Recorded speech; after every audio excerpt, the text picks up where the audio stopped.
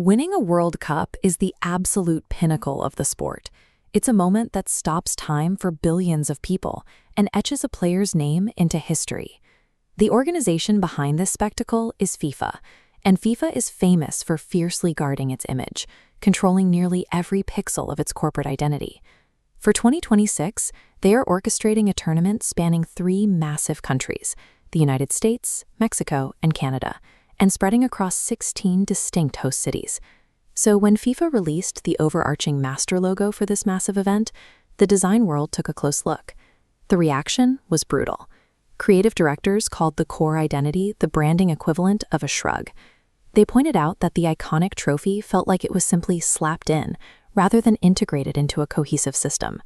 With a virtually unlimited budget and the eyes of the globe watching, the tightly controlled central branding missed the raw culture of the game entirely.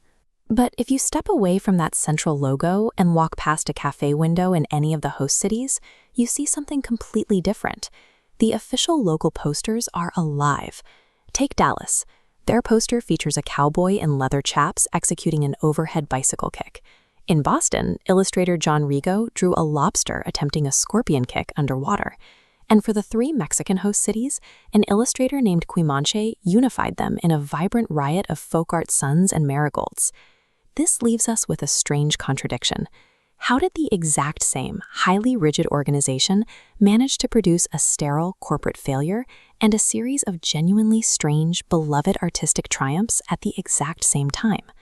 What we are looking at is essentially a natural experiment playing out inside a single tournament.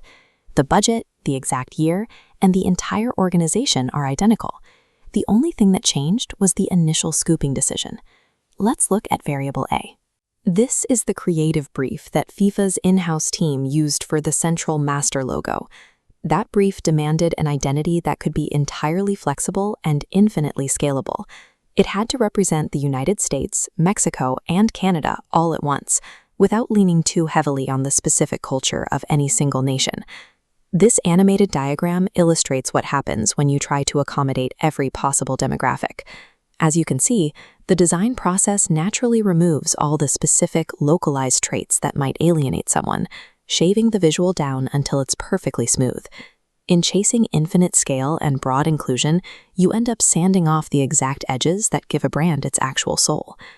Then there is variable B, the brief handed out for the 16 individual city posters. For this, FIFA did something deeply out of character. They commissioned local artists in each specific host city, and then they largely got out of the way. The brief was simple, an invitation to just express your city. That single constraint pushed the work toward hyper-specificity instead of broad inclusion. When you compare the two, the verdict from the design community is clear. The tightly controlled center feels thin and lifeless, while the delegated edges feel incredibly rich. These posters didn't win out because the local illustrators were more talented than FIFA's top-tier agencies. They won because someone made a structural decision early on that allowed these pieces to be about a real physical place, rather than a corporate system. This reveals an uncomfortable truth about branding. Control is never free. This scale visualizes the core trade-off. Every decision to centralize an identity is a direct choice to trade away local truth in exchange for global consistency. When a massive entity aggressively pursues scale and uniformity above all else, local authenticity is what disappears first. You can build a flawless, unified global identity, but doing so almost always guarantees a loss of warmth. This brings us to what we call design intelligence. It's a skill used right at the concept phase, the ability to look at a project and strategically decide which parts of an identity must be locked into one strict voice, and which parts should be handed over and allowed to surprise you. The cheapest time to make this trade-off isn't in a design revision. It's when the project is just a sentence in a brief. Make the right call early, and your identity has warmth exactly where it needs it. Get it wrong, and you spend millions of dollars creating an asset the whole world just shrugs at.